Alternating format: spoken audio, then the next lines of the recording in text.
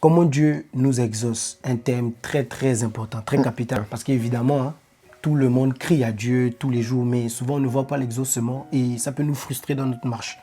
Et donc, souvent il nous manque juste une connaissance. Et c'est ce qu'on va essayer d'apporter, juste une petite pierre à l'édifice, afin que voilà, nous soyons édifiés. La Bible va dire dans Jacques 4, le verset 3, Jacques va dire, vous demandez et vous ne recevez pas parce que vous demandez mal. Voilà. Dans le but de satisfaire vos passions. Donc Jacques est clair. Il nous dit pourquoi on ne reçoit pas. Il dit parce qu'on demande dans le but de satisfaire nos passions. Donc c'est ça le problème. Il faut comprendre que l'homme, Dieu ne fonctionne pas comme l'homme. Et donc c'est une connaissance qu'on doit avoir. L'homme écoute, après il voit. C'est comme ça que Dieu a fait, selon la parole.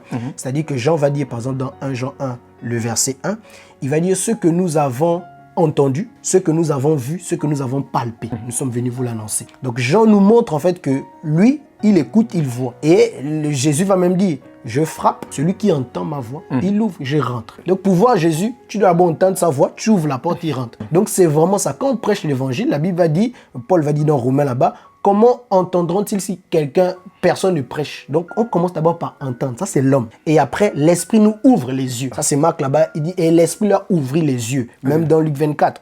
Tu vois? C'est-à-dire que l'homme écoute et après, il voit. Mais Dieu, pour écouter nos prières, qu'est-ce qu'il fait? Dieu, il voit d'abord et après, il écoute nos prières. Voilà pourquoi dans Proverbe 28, la Bible va dire que si quelqu'un n'écoute pas la loi, ferme l'oreille pour écouter la loi, sa prière même est une abomination. Comment sa prière est une abomination? C'est parce que Dieu a regardé, il a vu que, lui là c'est un pécheur, il n'écoute pas la loi, donc sa prière même, je n'écoute pas. C'est une abomination pour moi. Donc Dieu commence d'abord par voir. C'est ce qu'il a fait avec le peuple d'Israël. La Bible va dire dans Exode 3, le verset 7 et le verset 8, il va dire, j'ai vu les souffrances de mon peuple, j'ai entendu leurs cris, maintenant je vais descendre.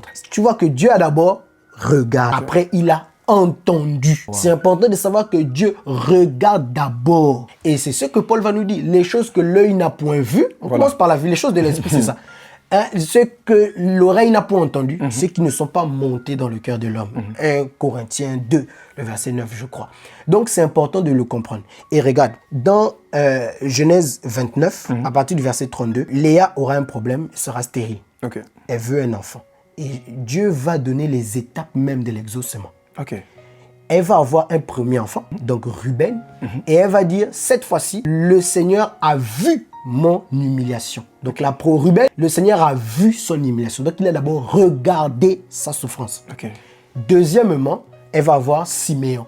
Et elle va dire, l'Éternel a entendu. Là maintenant, il a entendu maintenant. Et troisièmement, elle va avoir Lévi. Et elle va dire, cette fois-ci, mon mari s'attachera à moi. C'est-à-dire, maintenant, il devient. Donc, vraiment, ces étapes sont très importantes pour Dieu. C'est-à-dire qu'il regarde d'abord. Et quand il regarde, ça veut dire qu'il regarde tes motivations. C'est ce que Jacques 4.3 nous dit. Il regarde d'abord tes désirs. Mais pourquoi elle veut le mariage? Pourquoi il veut le travail? C'est pourquoi. Où est mon intérêt dedans? En fait, il regarde s'il y a son intérêt. Parce que Dieu ne s'exauce que lui-même. Il veut faire son œuvre. Il ne veut pas faire ton œuvre. Tu vois? Donc, et voilà pourquoi la Bible dit, recherchez premièrement le royaume des cieux et sa justice. Et toutes choses vous serez accordées par-dessus tout. Ça veut dire que quand tu recherches le royaume des cieux, en fait, ton être va aimer maintenant l'intérêt de Dieu. Tu vas vouloir d'abord les choses de Dieu. Et maintenant, lui, il fait maintenant ton palabre, comme on dit. C'est-à-dire qu'il donne maintenant ce dont tu as besoin. Tu vois un peu. Et je termine en illustrant ça avec la vie de Joseph. Joseph qui est une image de Christ dans le monde. C'est-à-dire Joseph en Égypte, c'est aujourd'hui Christ dans le monde. Tu vas remarquer que les frères de Joseph, donc, qui sont aujourd'hui l'image des chrétiens, ils vont venir en Égypte demander du pain parce qu'il y avait de la famine. Ils vont venir demander du pain. Donc là, c'est nous qui venons dans ce monde-là, on demande des choses à Dieu. Seigneur, donne-moi le travail, donne-moi la santé, donne-moi ceci, donne-moi cela. On vient lui demander des choses. Joseph va dire quelque chose de très important. Il va dire que si vous ne partez pas me chercher votre petit frère Benjamin. Or, Benjamin ici, c'est l'image de quoi? Tu vas remarquer que Benjamin était toujours à côté du Père.